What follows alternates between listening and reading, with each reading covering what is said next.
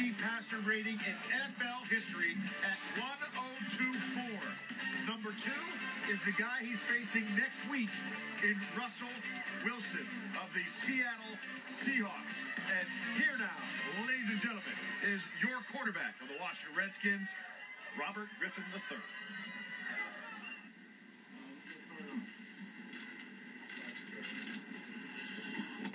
Robert, when the Redskins were 3-6 during the bye week, was it a matter of just the team believing in itself at that point, believing in the assets that you have, and that's largely what enabled you to move forward?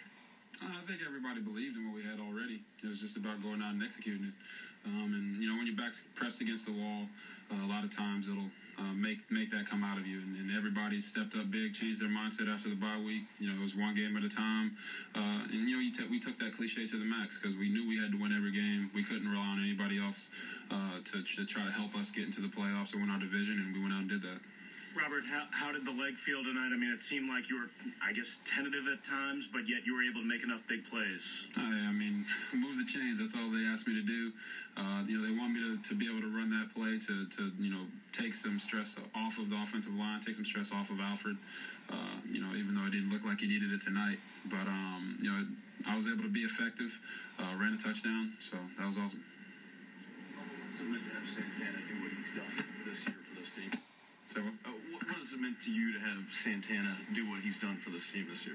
Oh, that's awesome. You know, I was a big Miami fan growing up, so to be able to play with him, what he's done over his career, college and the pros, it's awesome as a quarterback to have that guy in the huddle with you. So, you know, I appreciate everything he's done, and he's taken his role like everybody else has on the team and perfected it to the max, and that's all we ask of him. So hopefully, you know, Alfred went off this game. The receivers will go off next game. If not, we'll just keep handing it to Alfred.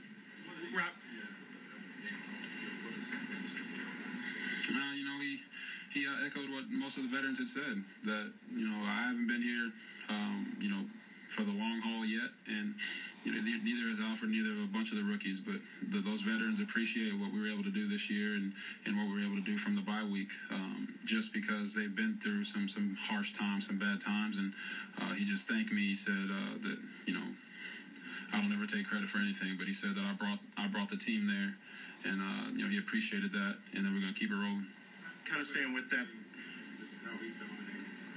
Yeah, I mean, Alfred did a great job. You know, like we always say, or I've always said, he makes runs that are blocked for 3 yards, 7-yard gains, and the offensive line stepped up big for him tonight and gave him some big holes to run through. But all the same, you know, he's out there running over guys, you know, continuing to move his legs, getting those hard yards, and we always told him he'd get 200 if he broke a couple long ones, and he broke some long ones tonight, so that was great.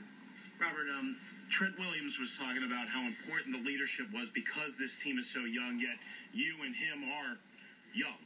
How important was the leadership and the captaincy, if you will, in this run for both you and, I guess, Trent as well? Yeah, I mean, just because of your age doesn't mean you can't be a leader. And, you know, the team showed me that when they voted me captain.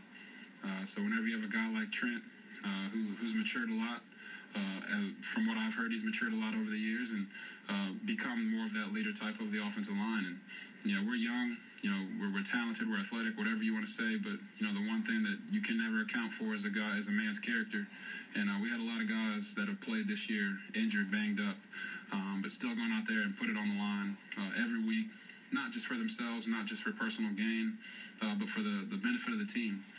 Trent's played hurt this year. I played hurt. Alfred's played hurt. Everyone's played hurt.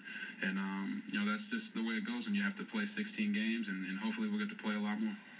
Robert, first NFC East championship since '99. Can you just put into words how you feel about being a champion? Awesome. I think it's safe to say I'm the happiest guy in the room.